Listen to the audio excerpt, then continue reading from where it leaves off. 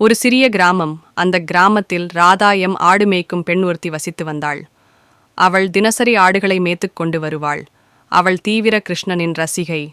கிருஷ்ணனின் புல்லாங்குழல் இசைக்கு மிகவும் மயங்குவாள். அவள் தனியாக இருக்கும்போது, கிருஷ்ண எனக்காக ஒரு புல்லாங்குழலில் ஒரு இசைவாசி அப்படின்னு கெஞ்சுவாள். அந்த ஊரில் கிருஷ்ணன் என்று ஒரு வாலிபன் வசித்து வந்தான். அவளுக்கு புல்லாங்குழல் வாசிக்கத் தெரியும்.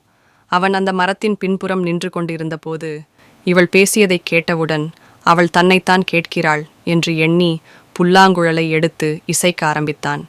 அந்த இசையில் மயங்கி இருந்தாள். ஒரு நாள் அந்த கிராமத்திற்கு ஒரு கொடிய நோய் வந்து எல்லோரையும் தாக்கியது. என்ன செய்வதென்று தெரியவில்லை. கிருஷ்ணனுக்கும் ஒன்றும் புரியவில்லை. என்ன செய்வதென்று. எல்லோரும் வீட்டை காலி செய்து அடுத்த கிராமத்திற்குச் செல்லலாம் என்று முடிவு செய்தார்கள்.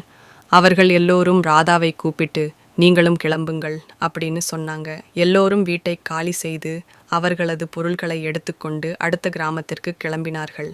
அவர் அனைவரும், ராதா நீயும் கிளம்பு, உங்கள் குடும்பமும் சேர்ந்து எல்லோரும் புறப்படலாம் அப்படின்னு சொல்லி கேட்டாங்க. உடனே ராதா சொன்னாள், நீங்கள் கவலைப்பட வேண்டாம், கிருஷ்ணன் கிட்ட சொல்லுங்கள், எல்லாம் நடக்கும் என்றாள். உடனே அங்கு இருந்த கிருஷ்ணன், ஓ ராதா சொல்லிவிட்டாள், இதற்கு என்ன செய்யலாம் என்று யோசித்தான். பக்கத்து கிராமத்தில் இருக்கும் வைத்தியரிடம் சென்று இதற்கு யோசனை கேட்டான். அவரும் அதற்கு ஒரு மருந்தை சொல்லி இதை செய்து கொடுத்தால் எல்லோரும் குணமாய் விடுவார்கள் என்று கூறினார். கிருஷ்ணன் அந்த வைத்தியர் சொன்ன மருந்தை தயாரித்து எல்லோருக்கும் உடனடியாக கொடுத்தான். எல்லோரும் குணமடைந்து சந்தோஷமாய் திரும்பி வந்தார்கள். எல்லோரும் ராதாவை பாராட்டினார்கள்.